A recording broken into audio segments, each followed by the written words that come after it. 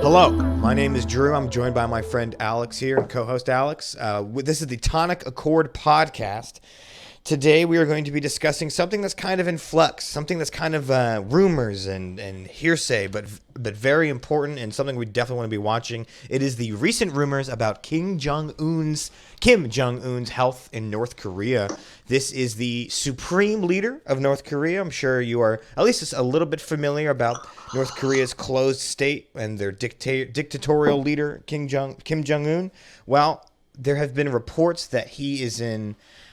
there's been reports that he's dead. There's been reports that he's in a vegetative state. He hasn't been seen publicly in about 3 weeks. And so we're going to dive into what does this mean? Why is this different than other times he's been gone from the public eye in the past, and potential future for North Korea. So we're going to dig right into it. But first impressions, Alex, is this guy dead or not? What's up, Drew? First off, I hope you're well. I hope you're not injecting yourself with any bleach. No. And other than that, this is an interesting topic. To me, on a broader scale, this topic just highlights how little we know about North Korea. Yeah. Just how much of a dark place it is, and just how we kind of run our foreign policy and our information off of rumors. And on that note, I do not think Kim Jong-un is dead. I think, there's some weird things. Like he was absent in mid-April from his grandfather's birthday party, who is the founder of the current North Korean state. And a lot of people found that to be blasphemous inside of the country, right? This is like one of their biggest national holidays, and he was absent from it. My takeaway, and this is my theory, is that I think he's an unhealthy man who maybe did have complications with his heart operation that it was reported that he had. And I think, in all honesty, he's afraid of getting the coronavirus and is staying out of the public light because of it. And because he's unhealthy, I think he's exactly the type of person that could be at risk of the coronavirus. And the country has said they have no cases, but I think they probably do because of their proximity and connections with China. And maybe there's a bad pandemic of coronavirus inside of North Korea, and he's just staying out of the light. That's an interesting theory. Look, so certainly, right, we've all heard that there's, no cases of coronavirus, and there's even rumors that there was a case of coronavirus. Instead of curing the man, they just shot him. So there's all sorts of crazy rumors. That's the one thing. That's the one thing we have to recognize with North Korea is there's rumors all the time. It's such a closed country that there are things that have gotten out about the country that we think might be true because of how crazy and closed off they are, but they're not. So one was in the mid 2000s and stuff. There was a rumor that there was only a certain amount of haircuts you could have, and if you didn't have those haircuts, you would be killed. Well, Vice and some other sources later went to North Korea and found out that's not really true. But we heard about it, and it makes sense given the logic of how closed off that country is and how oppressive it is. So we assume it to be true. So we certainly have to take any rumor coming out of North Korea with a heavy, heavy grain of salt. So you're absolutely right that, look, nothing is confirmed. He is an unhealthy man. There's definitely a good chance he's just trying to stay the hell away from the coronavirus, even though there's quote unquote no cases. I would have to imagine that there's probably a ton of cases that are just going underreported. Like you said, proximity to China, just the fact that we know so much about the coronavirus and how quickly it spreads. There's got to be cases. So there's got to be cases in North Korea. I would just assume there are. So that's an interesting theory. Now back to that holiday he missed. It's his grandfather's birthday, and it's this is not just like it's his birthday. This is like a massive propaganda holiday for the Workers' Party of the People's Republic of North Korea. So it's a major thing that he was not there, and I think that's why this time is different from previous times. We've had him, there have been rumors about his death before. When he's been gone for 3-4 weeks, just to reemerge back into the public eye, 3-4 weeks later. So this isn't unheard of. I think the reason it's getting so much traction is because he was not at that holiday, and because For some reason, the North Korean media has not been really going against the rumors, right? There's rumors of his death, and the North Korean state media has not been like, no, no, he's alive and well. They've kind of been silent, and I think that's why a lot of people are like, whoa, whoa, whoa, this feels a little bit different now. You mentioned it too, that he's unhealthy as hell. I mean, we know he's overweight. You can see like he's overweight by looking at him. I think you mentioned that before the podcast that he's a chain smoker. I can see that as well. So you have a chain smoking obese man in the midst of a coronavirus pandemic. Yeah, I think his health is probably at risk. Now, we're not going to know for sure, obviously, until we know, probably until he either reemerges in public or we get an official statement from either the North Koreans or the Chinese or like South Korean intelligence. But let's talk about the possibilities. So let's say he is a vegetable or he dies. What do you think happens to North Korea? It's pretty fascinating. Yeah, that I think that it could potentially cause lockdown. Not a coronavirus lockdown, but just a lockdown inside of the party and potentially chaos, because I only think say he's ill or in a vegetative state. I think it would cause the uppers around him to just force some form of a consolidation of power and potential power grabs, because the only person who technically could be the runner up is his sister. And let's see, her name is Yo-jong, and she is Jo-young, yeah.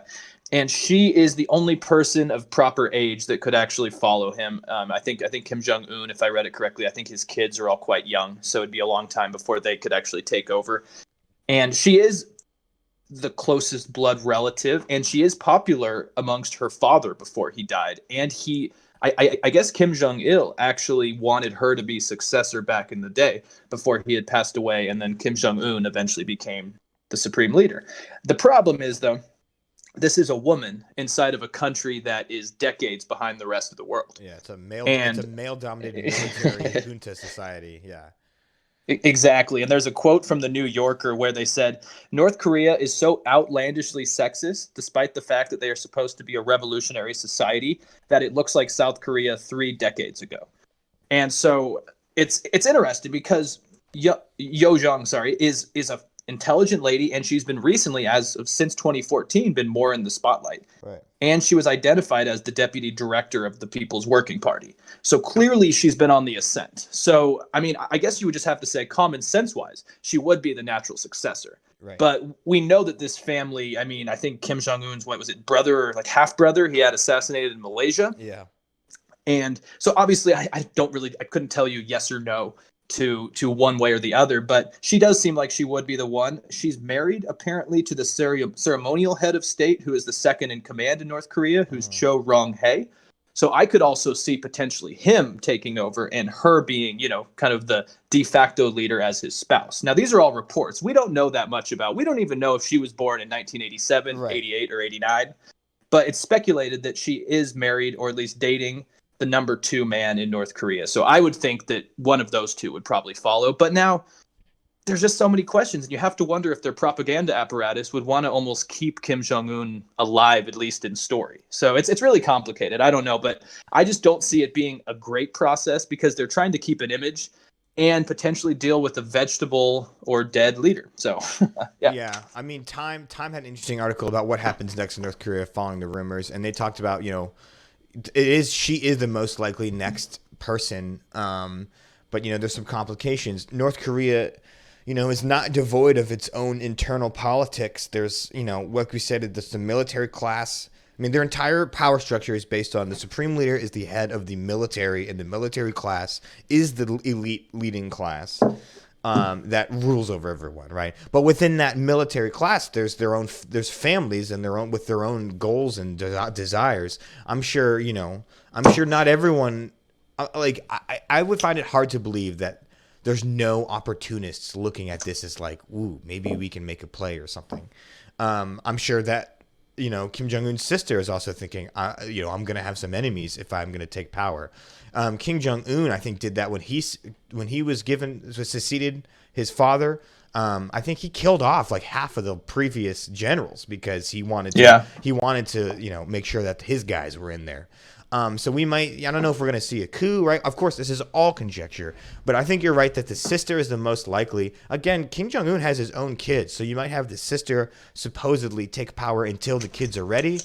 We've seen that happen in history before, and sometimes the kids don't make it to adulthood. This is some real, I said it before the podcast, this is some like Game of Thrones stuff we're about to witness here. This is a dictator.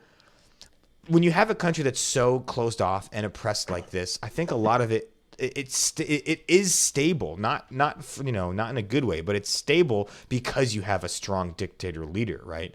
Right. Not that that's a good thing, but it's stable. I think now if Kim Jong-un dies and there's some instability, you could have some serious changes. The guy who wrote this, I'm sorry, Ian Bremmer. We've mentioned him before on this podcast, I believe. Yeah. Ian Bremmer Loved him. Yeah, had this theory he writes about in Time about the J curve, right? And I'll put up a picture of the J curve for those that are watching on YouTube. And it talks about how it's like stability to openness. At the far left, with the least open a country is, it's actually more stable, right? And that's where I think North Korea has been for a while. As openness changes and stability goes down. And it's this J curve of right in the middle where it's like somewhat open, but not a really full open country. It's incredibly unstable. Things are leaking in. There's political change. And as the country gets more and more open and adapts to the modern world, stability then increases. I think we're about to see the bottom of the J curve in North Korea if Kim Jong-un dies, where you're going to have a change in openness. You're going to have a change in stability. And I think there's a couple countries that are worried about that. So let's go outside of North Korea and talk about other players. What are other people looking at it? Big ones I want to ask you about are China and the U.S. If you're China, how are you viewing this? Okay. So first, I just want to say one thing on what you were addressing before, because I think there's an interesting element. And then don't worry, I'll get to China because I definitely have something to say about that. But I think opportunists are going to want to do something because humans by nature are inherently power hungry, right?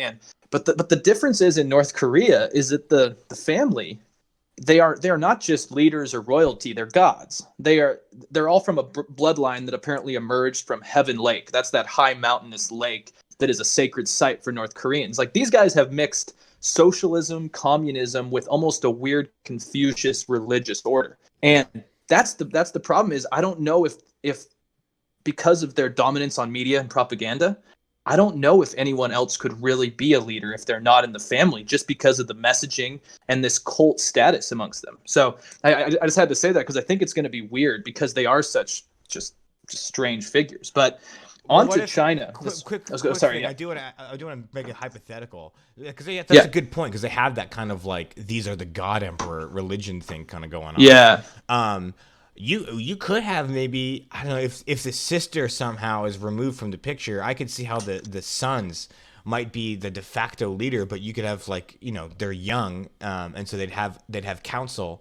Like, I could see how one of the leading families could be, look, if we can get his young, dumb, idiot son in place, we can use him as a puppet, right? I don't know. I mean, like, I wouldn't put it past these guys, man. I mean, history has told us that anytime you have a strong king that dies, the kids fight, people try and seize power. I mean, and we've had divine rule, that idea of the crown is the crown is given by God. That's been around for a while, and we've definitely seen some coups still happen. I don't know. I mean, but I also think, okay, so moving forward to China, I do think if I was China, I would want to keep as much stability as possible, probably with the sister. Yeah, exactly. I was going to touch on that because I wrote a paper for a class, remember, back in 2015, and it was Asian politics, I believe, and the theme I chose was North Korea, and could North Korea ever be unified with South Korea? And I basically came to terms that both the United States and China don't want unification, even as much as maybe they say it, because a weak North Korea is good for the U.S. in the fact that we have one of our largest bases in South Korea, and it allows us to keep our power in the region, right? And so if South Korea and North Korea unified, A, it would be expensive, but B, the United States would all of a sudden not be necessary as much in that part of the world, and we would have to then justify budget cuts potentially in the region, and it could cause more extreme issues with China. And on that same side, China is pretty much the only country that has actual relations with North Korea. Right. And they, I mean, they're their trading partner. They have oil deals with them. They, sharing of information. And China wants North Korea to stay exactly the same, because if we saw a unified North Korea with a South Korea, you'd have a huge refugee problem. Right. China would have to deal with the brunt of that. Excuse me.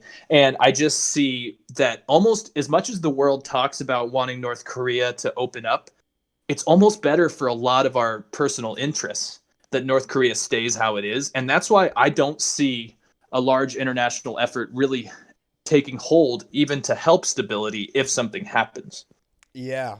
I mean, it's a really good point. I mean, I don't think South Korea even want, I mean, I'm sure there are people in South Korea that want that, but I'm sure the government is also worried about, like you said, a refugee crisis, the economic toll of a reunification. I mean, think about it. You have millions of starving people. If you had a crumbling, you have millions of starving people in a stable government. Imagine if that government is unstable. Excuse me. Yeah, you would have people running for cover, running for the hills, and then as well as you have a humanitarian crisis. Japan also doesn't want the reunification because they kind of don't want South Korea to have too much power in the region. China needs it. I think there was an article. I actually don't have it linked, but there was an article I read. It was just a quick op-ed from a veteran of the United States military, but he was talking about how North Korea is China's junkyard dog. It's ugly, it's mangy, it has a lot of problems, but it's a buffer and it's a guard for their back door. And so China needs North Korea to be just propped up as a buffer because they don't want a U.S.-backed democracy-loving South Korea on its border. So yeah, there's so much incentive from all sides to keep North Korea propped up stable that I think most likely you're right. It's going to be China doing everything they can to maybe either his sister. I mean, obviously, if he's still alive, he'll be in charge. But if he dies or he's incapacitated, there's a good chance that Chinese government's going to swoop in, make sure Kim Yo-jong is good to go, no coups going on, and keep things stable. Because, yeah, right now, especially in the midst of this pandemic, the last thing China needs is another big world failure. Yeah, exactly. I think that's really well said, and there is an interesting book called The Once and Future Korea by K.D. Jung, excuse me. And it's pretty academic, but basically he talks in it about how China's status as a potential hegemon in the world is almost reliant on exactly where North Korea is at now, because their current laissez-faire policy with North Korea is called their comprehensive security policy. And they basically just believe, like you said, that having a democracy on their southern border would really mess things up. And then, yeah, Japan and like you said, Japan and the Koreas have had a very historic hatred for one another that kind of goes back to sometimes the worst rivalries or blood, because there's a lot of cultural trends between the two and blood.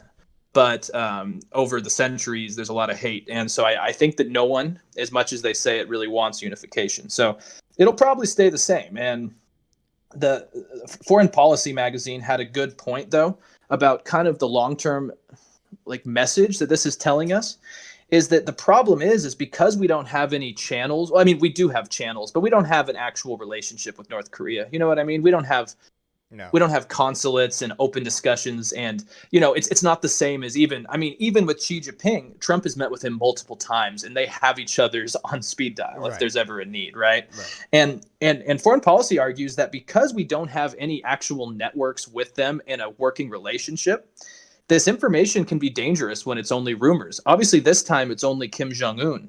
But what if there's rumors that North Korea's launched a nuke at South Korea? What if there's rumors that North Korea has, assassinated a Japanese leader, something that could end in war? And the problem is Foreign Policy says not all South Korean coverage is equal. And so depending on the news source, they're either very hard on North Korea or very flexible with North Korea. And so there's just no facts coming out. And it's kind of dangerous. So what I get out of this is a warning, I think, to the world that it's pretty bad if we don't even know if their leader is alive or dead, and maybe we need to change things. And for Trump's credit, he was talking to Kim Jong-un. Of course, things have fallen through, and now there's just other chaos. But I think we need to keep talking to him, and I think we do need to open up offices. We need to allow North Korea to open up some form of a consulate in the United States, and we need to do the same. Yeah, I mean that'd be politically unpopular, I think, for among some people. Yes. But I agree that I think now, look, I said it at the time he was doing it. It was a lot of fanfare when Trump was meeting with Kim Jong-un, but it was fanfare that, at least for the time being, postponed any escalation. So, it was all just a photo op. It didn't really lead to anything concrete. We don't have any actual deal in place to dismantle their nuclear program in exchange for opening or whatever. None of that actually happened. But it still was a good thing that Trump made the effort to talk to Un. I do agree. And I think that's another thing the U.S. is looking at is, look, Kim Jong-un was certainly, a dictator and not exactly our friend.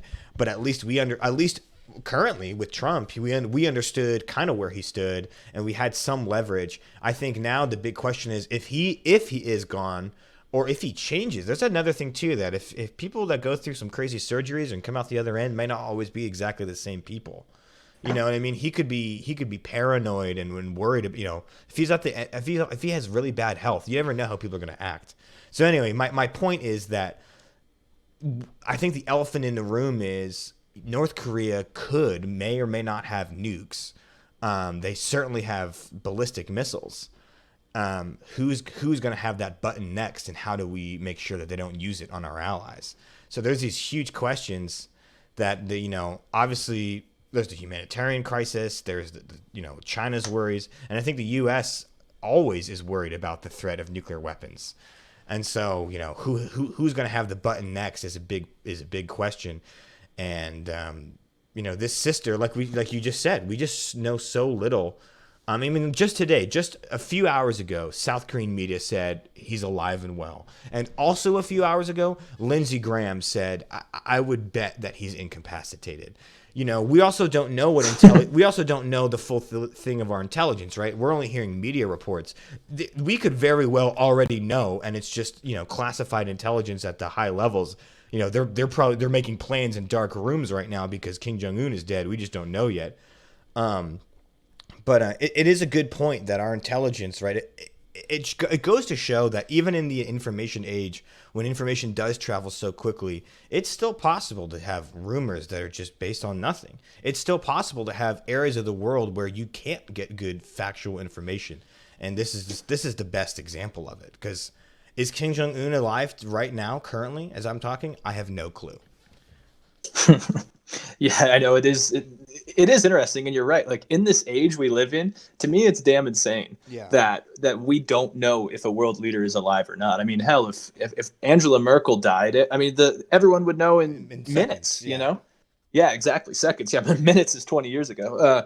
And you're right, and it's kind of crazy. And I mean, the optimistic side. This is the kind of hypothetical again. Is that if his sister Yo-jong is alive and Kim Jong-un is either dead or in a vegetable state, she's been called by many news outlets the Ivanka Trump of North Korea, because I think she kind of came into the limelight in 2018 during the South Korea Olympics. Remember, right. She went there and kind of stole the show from Mike Pence. I remember, and yep, exactly. And she's actually seems to be like she at least her image seems to be one of maybe something better.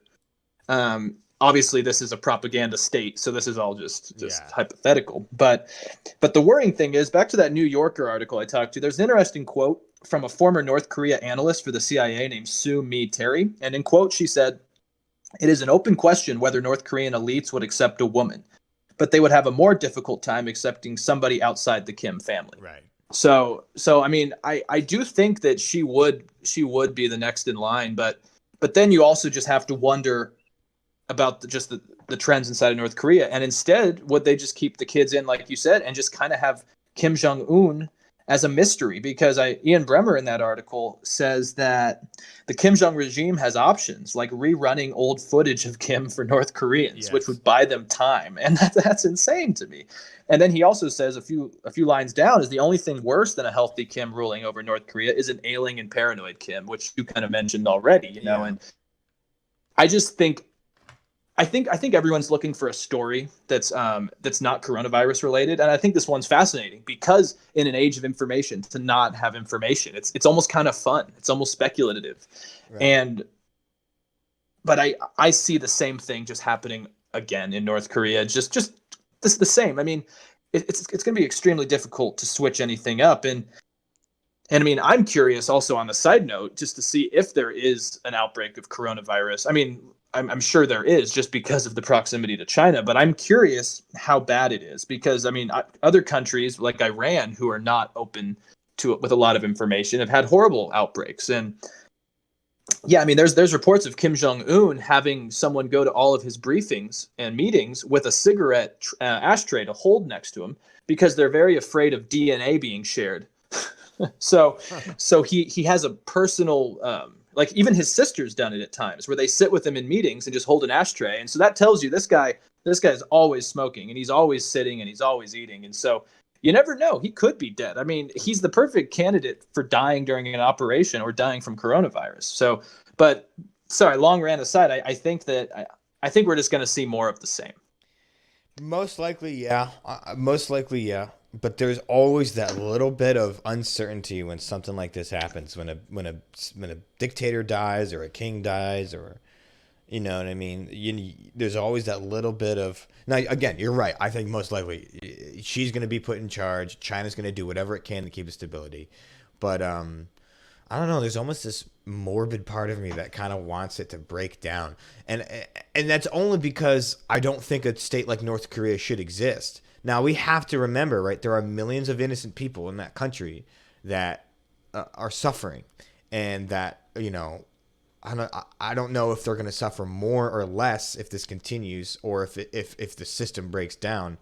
But it's always just too important to remember. Not like we haven't or anything, but it's just important to everyone out there to remember that, like, yes, it is kind of a Game of Thrones moment. It's crazy to see what's happening. You know, we have all these theories about global geopolitics, but at the end of the day, there's still millions of people suffering from hunger and oppressive government here, and I hope eventually there is a route to open that up, but because, you know, millions of people are being lied to and oppressed, but the tides are changing, or they may be changing. I think it's super fascinating. I think on a couple levels, right, the geopolitical thing is super fascinating. What we talked about is the limits of our technological age. That's super fascinating. And then, yeah, to have a new character kind of emerge, this King Yo-jong, she might become somebody that Trump has to meet with soon. We don't know, but it's certainly crazy. And like you said, also, it's also just interesting and definitely getting a lot of traction because it's not coronavirus related. It's just a completely new, crazy story, and 2020 is proving to be quite the hell of a ride so far.